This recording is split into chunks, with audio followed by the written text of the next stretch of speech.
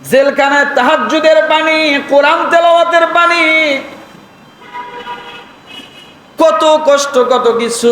আল্লাহ বলেন এইভাবে তোমরা আজকে যেটা দেখতেছো, এইটার অনুভব করে তোমরা ফেরাউনের কথা একবার চিন্তা করো, নমরুদের কথা চিন্তা করো। তাদের সময় এরকম ছিল, তারা কল্পনাও করতে পারে নাই যে আজকে সুবানি খাইতে হবে, আজকে আমাকে দুনিয়ার থেকে চলে যেতে হবে, জিব্রাইল কাদা মুখের মধ্যে ঢুকায় দেবে, এটা ফেরাউন কোনোদিন কল্পনাও করতে পারে না।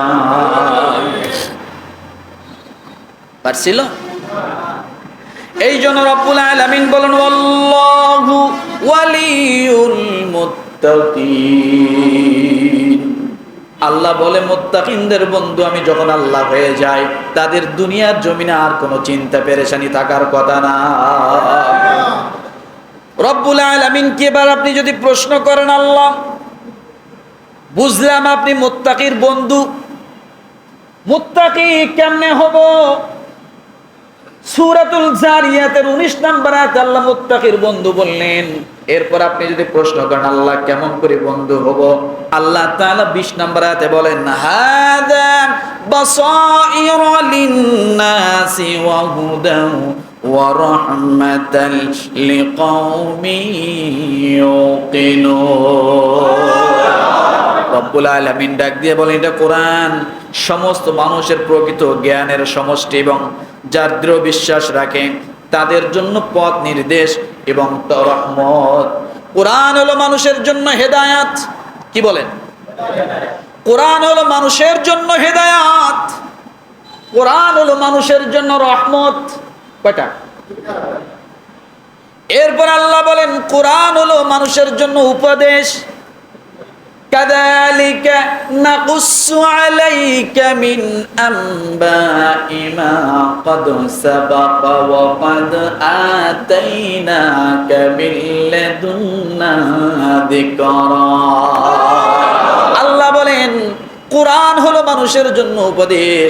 অতএব হাজারো ঘটনা কোরআনের মধ্যে আছে, হাজারো কেচ্ছা ঘটনা কোরআনের মধ্যে আছে। 2000 প্রায় আয়াত কোরআনের মধ্যে কেচ্ছা বলা হয়েছে। আল্লাহ কেচ্ছাগুলো বলে বলে মানুষকে বুঝাইছেন। আল্লাহ সে কথাই বলতেছেন রাসূল আপনি মানুষদেরকে উপদেশ থেকে শিক্ষা গ্রহণ করতে বলেন। আমি আল্লাহ কোরআনকে উপদেশ হিসেবে দিয়েছি। কি হিসেবে দিয়েছি? আল্লাহ বলেন আমি কোরআনকে উপদেশ হিসেবে দিয়েছি। সূরা তাহা 99 নম্বর আয়াত কত? আল্লাহ বলেন এই কোরআনকে আমি উপদেশ হিসেবে দিয়েছি। মুত্তাকি যদি কোরআন খুলে খুলে উপদেশগুলো গ্রহণ করে, আল্লাহ বলেন অবশ্যই এটা মুত্তাকির গুণ হবে। বলেন সুবহানাল্লাহ। 26 নম্বরে মুত্তাকির গুণ হলো কোরআন শরীফ খুলবে, কোরআন পড়বে এবং এখানে যে উপদেশগুলো আল্লাহ দিয়েছেন এই উপদেশগুলো কি করবে? মুত্তাকি কি করবে? গ্রহণ করবে।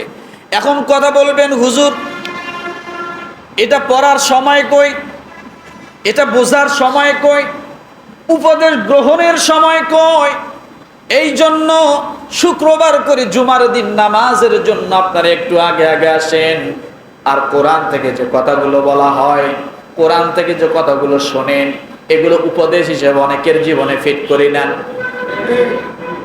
বোঝেন নাই কথাটা? এইভাবে শোনার মাধ্যমেও যদি আপনি কোরআনের উপদেশগুলো গ্রহণ করেন, আল্লাহ বলেন এটাও হবে মুত্তাকির গুণ। মুত্তাকি ছাড়া কোরআনের উপদেশ কোনোভাবে সে গ্রহণ করতে পারে না। পারে? পারে না। তাহলে কোরআন আমাদের জন্য কি? উপদেশ। আর এই উপদেশগুলো প্রতি জুমায় বাংলাদেশের সব মসজিদে